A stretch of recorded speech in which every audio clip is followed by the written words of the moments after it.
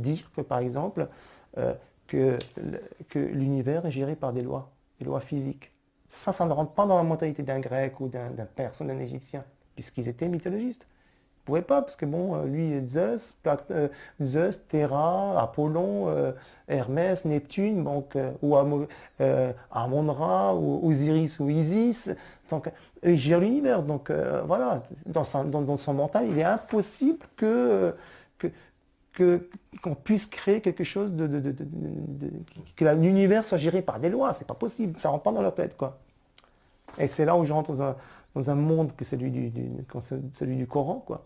Mais dans le Coran, il y a 6236 versets, quoi. Donc, le Coran n'est pas un manuel de physique, hein. Ça, il faut bien le préciser. C'est pas un manuel de physique, c'est pas un manuel de mathématiques ni de biologie, mais c'est un outil réflexif. C'est un outil qui permet de réfléchir sur les erreurs, en réalité sur l'univers qui nous entoure. D'ailleurs, dans le Coran, maint verset stipule, encourage, je dirais presque oblige l'homme à chercher à comprendre, la réflexion.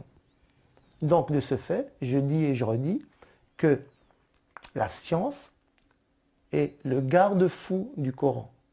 Et le Coran est le garde-fou de la science. Pourquoi? Parce que la science évite aux musulmans, ceux qui se disent adeptes du Coran, de tomber dans le zèle et le fanatisme.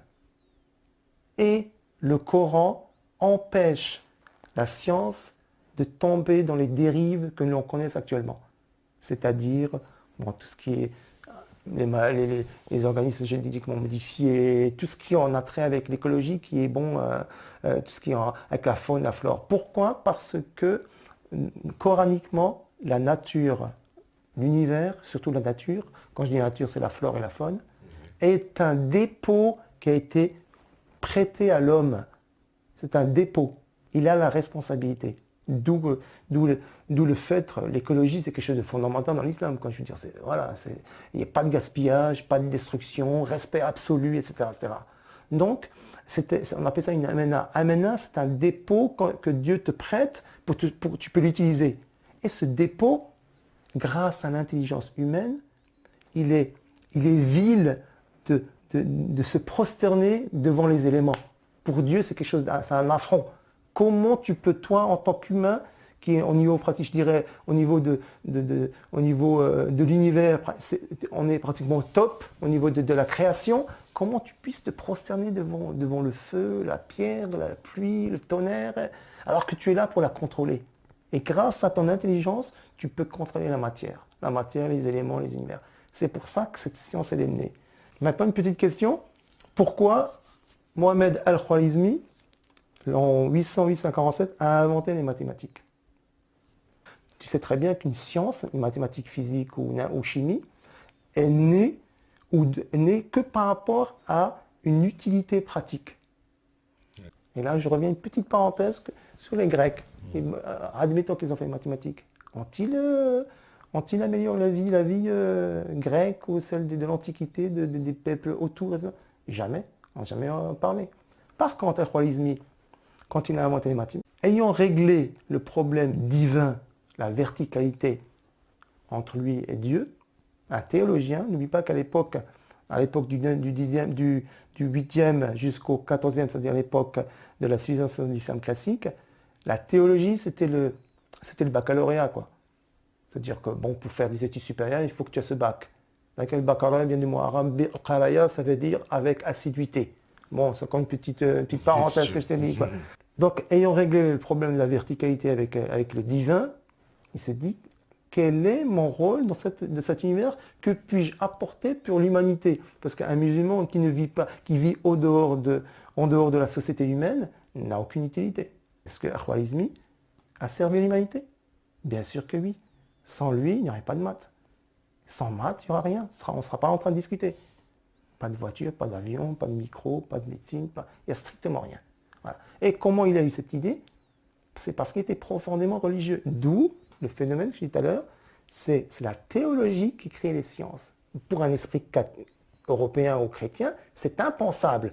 D'où cette antinomie entre la science et la religion. Chez nous, dans l'islam, c'est le Coran. Le Coran, c'est la science. C'est intimement lié. Comme je disais tout à l'heure, c'est un garde-fou. Quelle est la religion qui te dit crée la science pour me surveiller? Ça n'existe pas. La chrétienté, dans aucun texte chrétien, aucun texte juif, aucun texte bouddhiste ou hindouiste ou shinto ou tout ce que tu veux, ne te dit crée quelque chose de rationnel pour essayer de découvrir que je suis irrationnel. Donc, Al-Khwarizmi a créé les mathématiques pour pour des faits pratiques. Par exemple, calculer les horaires de la prière. Calculer les horaires de la prière. Voilà. Comment on va calculer ça? Mathématiquement. Avant, on ne pouvait pas. Calculer la direction de la Qibla, c'est-à-dire la direction de la Mecque. Calculer, par exemple, au niveau de la loi testamentaire islamique, il faut que tu calcules le testament que tu vas donner aux enfants. Donc, les lois testamentaires. Arpentage des terres. Cartographier l'environnement. La cartographie géographique. Transactions commerciales, l'échec, etc., etc. Donc, c'est un point de vue pratique. C'est jamais quelque chose de philosophique. Tu vois, enfin, les mathématiques vont philosopher sur l'algèbre. Non, c'est quelque chose de très, très, très pratique, de très, très... qu'il faut qu'il serve à l'humanité. D'où ce service de l'humanité. Voilà. Moi, je vais juste te sortir quelques petits versets coraniques, rendant hommage à la science. Et ceci, on le trouve dans aucun texte qui soit biblique, de la Torah ou dans le Rig Veda, etc. Jamais. Comment Al-Biruni, Al-Batani, Nasruddin Al-Tusi ont créé la mécanique céleste, l'astronomie? C'est sur réflexion, ça. Je dis tout à l'heure, c'était des gens qui étaient versés dans la théologie. Ils maîtrisaient le Coran par cœur. Al-Biruni, Al-Batani, Al-Tusi lit le Coran et trouve ces versets. Et c'est lui qui crée la nuit et le jour, le soleil et la lune. Chacun vogue dans une orbite. Et le soleil court vers une zone, l'espace, qui lui est assignée. Telle est la détermination du Tout-Puissant. Et la lune, nous avons déterminé des phases jusqu'à ce qu'elle devienne comme la palme vieillie. Le soleil ne peut rattraper la lune, ni la nuit devancer le jour. Et chacun vogue dans une orbite. Il a créé les cieux et la terre en toute vérité. Il enroule la nuit sur le jour et enroule le jour sur la nuit.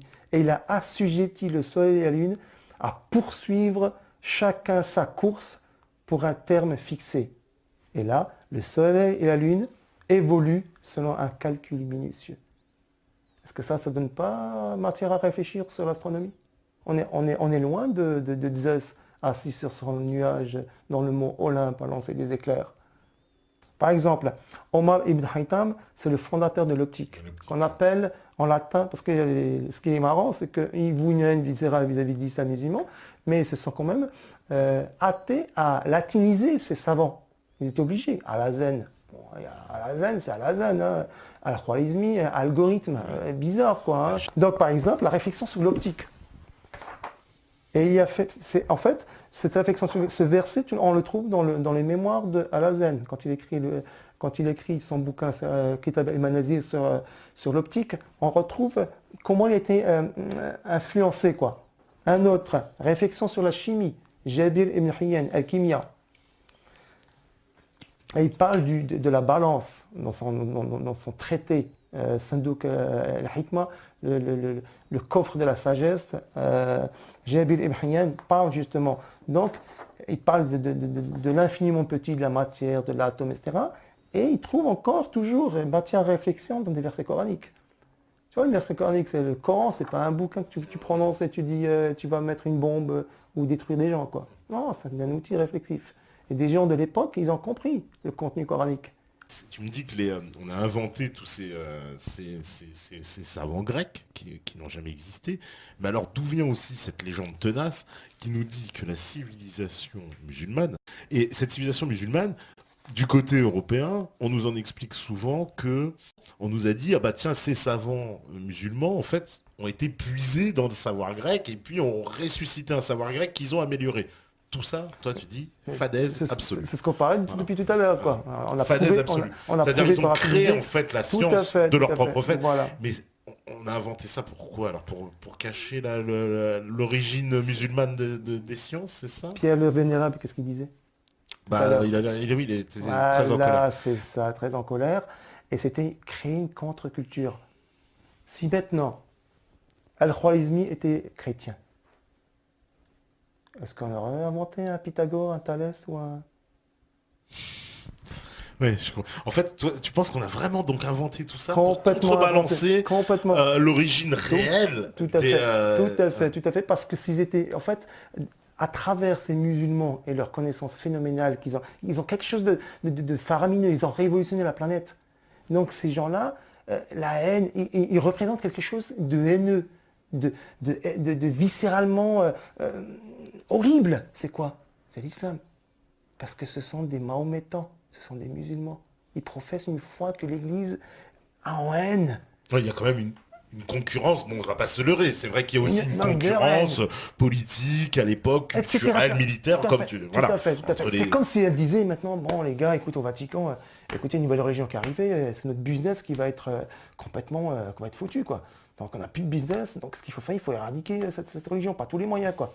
Voilà. Et qu'est-ce qui est puissant, voilà. Sinon, non seulement on va perdre tous les territoires, déjà on les a tous pratiquement perdus, hein, l'Orient, etc., donc on a tout perdu.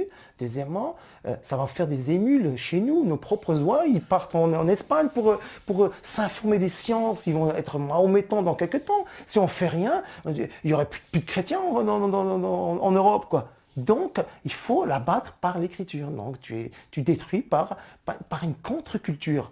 Tu t'accapares la Ouais. science et tu mets ça à la place. Certains ils n'ont pas pris les Romains Mais parce ce qui est que... complètement, j'ai envie de dire, complètement dingue dans cette affaire, c'est que au même moment, et moi je veux bien le comprendre, mais alors en face, moi je comprends pas Céline Ier, au moment où l'Europe, justement, à la limite, met en place sa contre-culture, met en place, on va dire, voilà, justement, on l'a vu, l'imprimerie explose, etc. Lui se dit non, moi j'arrête. Mais c'est se tirer une balle dans le pied, puisque c'est précisément le moment où il va être submergé. Et il devrait avoir presque la réaction comme l'abbé de Cluny en disant ah d'accord, les Européens font beaucoup de livres, mais moi aussi il faut que je redouble d'efforts pour pouvoir rétablir une certaine vérité. Et au contraire, le fait d'arrêter de dire bah non, pas d'imprimerie, ça va complètement effondrer tout. Ça va donner l'avantage aux Européens, ils vont eux donner leur version Ça des y est, choses et ça y est, envahir. c'est ça, et c'est exactement ça. Comment les chrétiens ont récupéré tous les ouvrages, toutes les traductions ont été traduites, et ensuite on les a imprimés sous le nom des plagiaires, des Descartes, des Galilée, des Copernic, etc. quoi. Au même moment où on est presque dans un coup d'arrêt de l'expansion musulmane. Alors là, vraiment, t'es- on a l'impression que presque les musulmans là se mettent en veille. Il y a une espèce comme on appuie sur pause, bon bah ça y est, on arrête notre avancée technologique et c'est terminé quoi. Juste pour clore cette histoire de savants musulmans fondateurs des sciences, qui ont inventé en même temps que la science qu'on appelle encore une autre science, qui est la science bibliographique. La bibliographie, c'est la carte d'identité des auteurs, c'est-à-dire il est indiqué l'état civil de la personne, quand est-ce qu'il est né, etc. S'il est mort pendant que le bibliographe a rédigé son catalogue, il marquait sa date de mort, où il a vécu, quelle est la discipline qu'il a créée ou qu'il a développée, quelles sont les découvertes qui ont été mises en lumière. Je peux vous citer quelques noms de très très grands célèbres bibliographes. Al-Masoudi, mort en 957, Ibn Juljul, Ibn Najjar, Al-Ishbili, un des plus grands célèbres, Ibn Abi Usaybiya, Ibn al-Adim, Ibn Khalikan et Al-Makrizi.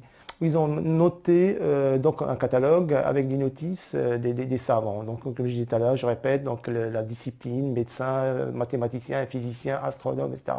Les découvertes qu'ils ont effectuées. Et donc tous ces deux ouvrages de ces grands bibliographes, on les retrouve encore actuellement au Vatican, au château de Simancas, dans les grandes librairies en Europe, dans les très grandes universités en Europe aussi.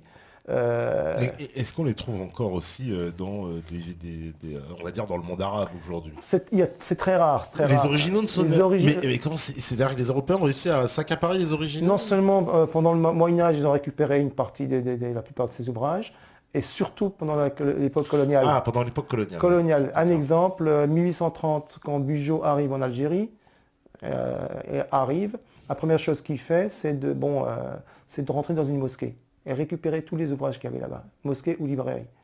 Ensuite, après, il s'est occupé des indigènes, quoi. Mais d'abord, la première chose qu'il faisait, c'est de s'occuper des ouvrages, les ramener en France. La première chose, en fait, il faut enlever l'histoire. Donc, c'est pour ça que l'histoire comparée des sciences, surtout des sciences des savants d'origine musulmane, n'a jamais été pratiquement faite, quoi. Ou alors, si elle a été faite, c'est toujours des orientalistes, mais édulcorée avec un phénomène helléniste ou grec. Ça, c'est la grande légende, parce toujours, c'est ça, en c'est fait. ce qu'on nous a quand même inculqué, que Complètement. ces savants arabes s'étaient tous inspirés de savants Voilà, grecs. ce sont des copistes, de simples De simples copistes. copistes, où on nous a dit qu'ils ont amélioré, mais qui n'avaient pas inventé un principe. Tout à fait, tout à fait. Et Patrick, donc copiste, mais bon, donc on revient à la question fondamentale du début du débat.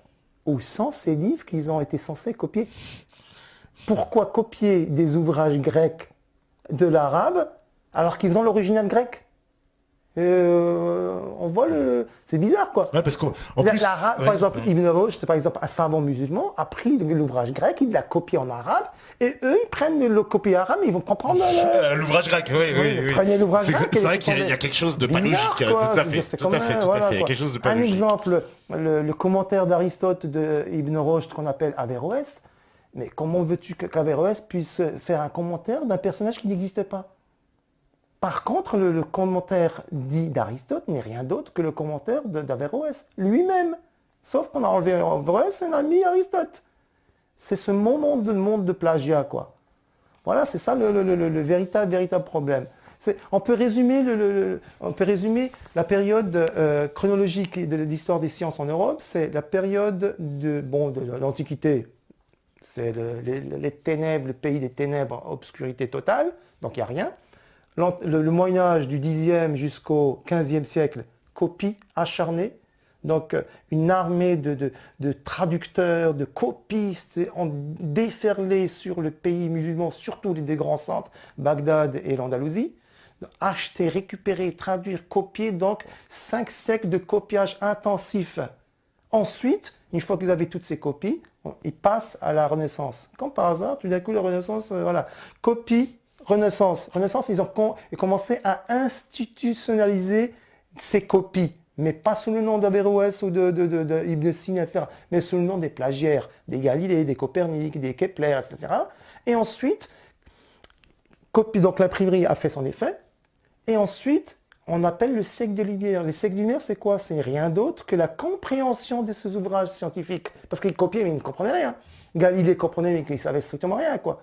Quand tu comprenais la mécanique de Banu Moussa ibn Shakir, voilà, quoi. La caméra obscura, la caméra qui a été créée par Al-Hazen, Omar ibn Haytham, elle se retrouve miraculeusement dans un livre de Léonard de Vinci. Voilà.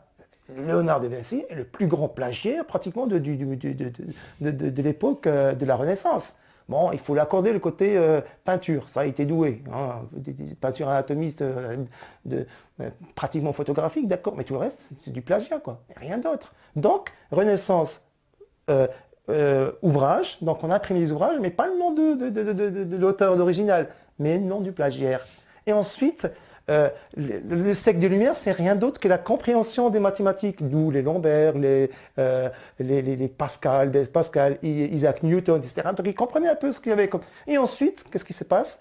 Le déroulement logique normal de la compréhension d'une science, c'est d'un point de vue pratique. Et là, on tombe dans l'époque industrielle. Ah, et donc l'époque industrielle, l'application. L'application de cette compréhension. Mais pourquoi l'industrie, elle est pas née du côté musulman, alors? Parce que, justement, donc on pourra tout à l'heure parler, et ensuite, tout de suite après l'industrie, il fallait la richesse, il fallait le côté finance, donc colonialisme.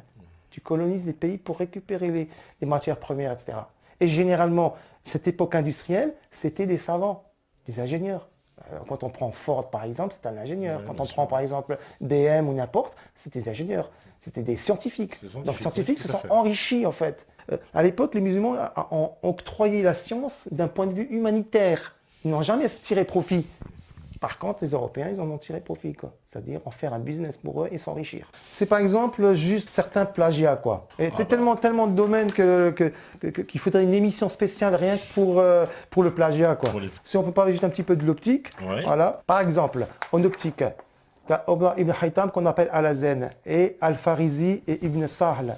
Ils ont fait des travaux et des découvertes qu'on appelle le mouvement de la lumière, propriété des ombres, expérience sur les miroirs, théorie sur l'arc-en-ciel. Vitélion, Kircher ont plagié ses travaux. René Descartes a plagié les travaux sur son ouvrage qu'on appelle Discours de la méthode, essai de dioptrise.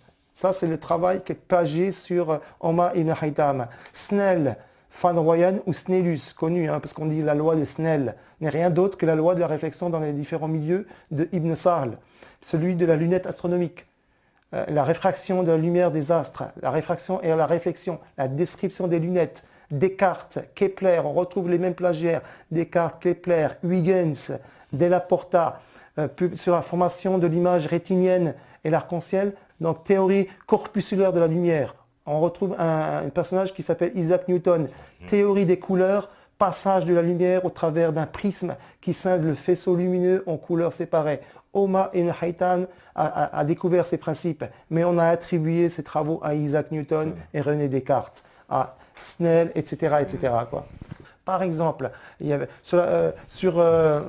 dans une thèse de faculté de médecine, un Égyptien dans les années 70 a fait sa thèse de médecine sur la petite et la grande circulation pulmonaire au niveau du cœur, qui a été fait par Abou Nafis Karachi. Abou Nafis Karachi, c'est un médecin anatomiste musulman qui a fait la découverte de la circulation, la grande et la circulation sanguine. Il a dessiné voilà, tout, etc. avec les vaisseaux voilà, sanguins, tout à fait, tout à fait. Mais on a attribué cette découverte au plagiaire qui était celui de William Servet. Et là, j'ai juste résumé quelque chose qui est intéressant justement sur cette décadence et cette ruine de l'islam, comment arriver à avoir 1000 ans d'avance sur le reste du monde, ils sont arrivés à retomber avec 1000 ans de retard. Voilà. Outre qu'il y avait le décret de Sélim Ier en 1515 interdisant l'imprimerie. Donc il faut aussi se mettre une petite parenthèse que la banque impériale ottomane a été dirigée par les Médicis. Voilà. Par les Médicis. C'est quand même les grands banquiers. Tout à fait, tout à fait. C'est étonnant ça. Voilà, donc les trois périodes historiques de l'islam. D'accord. La période des Omeyyades, donc c'est le califat omeyyade. Donc c'est les premiers. Voilà, c'est-à-dire du fin 7e, début 8e siècle. Ensuite, à partir du 9e, la deuxième période, c'est du 9e au 14e siècle. C'est la période donc coup d'État abbasside par Ibn Abbas qui a rompu ce pouvoir dynastique de Muawiyah et qui s'est installé. Donc cette période qu'on appelle le pouvoir, le califat abbasside. Le califat abbasside, c'est dans cette période que l'islam classique est né, c'est-à-dire la science, les arts, parce que c'était quand même des califes éclairés. Donc ils s'entouraient de savants, de scientifiques. C'est cette période qui a permis la naissance justement de gros centres intellectuels, comme je disais tout à l'heure, Bagdad et l'Andalousie, Cordoue, Grenade, Séville, etc. Et c'est ça qui a donné la civilisation de l'islam classique, qui, elle, a donné, par traduction au Moyen-Âge chrétien, la Renaissance. Et comme je disais tout à l'heure, donc Renaissance, siècle des Lumières, industrie, etc. Donc cette période. Ensuite, il y avait une troisième période.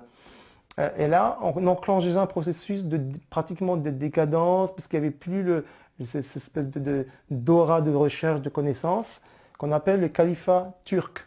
Donc le califat turc apparaît à partir du XIVe siècle. Ensuite, le règne des Turcs brutal, militaire, qui s'en fichaient complètement de la science et de quoi que ce soit. Tout ce qui les intéressait, c'était le pouvoir et l'argent. Ensuite, ils ont transvasé le pouvoir de Bagdad à Istanbul. Voilà. Et bon, ils ont complètement ruiné l'islam. Ils ont complètement détruit tout à l'heure donc ce décret. Ensuite, ils ont fait tout ce qui les intéressait était l'argent, le pouvoir, ramasser les biens. Ils n'ont rien développé socialement. Il n'y a plus d'avancée sociale, c'est terminé. Fini. Je défie n'importe quel Turc de me donner un nom d'un savant turc qui a travaillé, qui a fait des découvertes, qui a créé une science. Il n'y en a pas. Ensuite, qu'est-ce qu'ils ont fait? Tout ce qu'ils pensaient, c'était guerroyer. En fait, c'était leurs origines. Bon, ils sont d'origine turco-mongole, donc voilà quoi. Donc il faut voir, retour aux sources. Voilà. Donc, par exemple, au niveau des Balkans, quand par exemple certaines peuplades comme les Bulgares, les Tchèques, les Hongrois voulaient se convertir à l'islam, parce qu'il faut savoir qu'il y a un impôt qu'on appelle la jizya.